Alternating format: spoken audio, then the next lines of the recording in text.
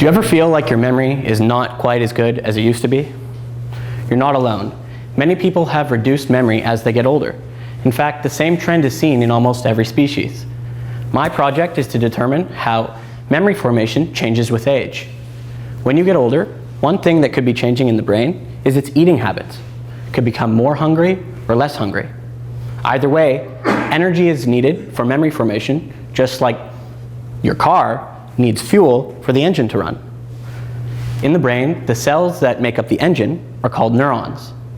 What fuel they use for memory formation is not well known. One type of fuel commonly found in the brain is sugar, not too unlike the sugar in the sugar cubes you put in your coffee. What happens with sugar in the brain is it's broken down into smaller molecules that can be more easily turned into energy. One of these smaller molecules is called lactate. In all animals, there are cells surrounding the neurons, the brain's engine, called glia.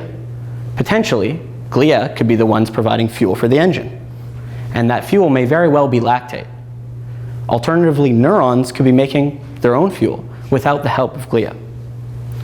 In order to test who is providing the fuel, I'm using Drosophila melanogaster, the fruit fly pictured here. You may have seen them before, flying around your bananas at home. Flies are perfect for this study because I can manipulate them genetically, and if I want to test them when they're old, I only have to wait a month. I'm generating flies that have lactate production altered in either neurons or glia. With these genetically altered flies, I'll be able to test which cell type helps with memory and which may actually hinder it.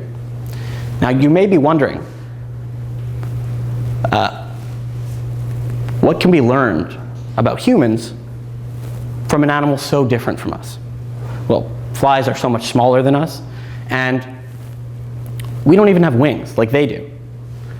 With that in mind, I'd urge you to consider that flies have a brain with neurons and glia, just like ours.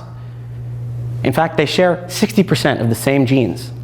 So with this research, the fuel for age-related memory impairment could be determined, and maybe one day could be applied to humans, such that your memory could be improved.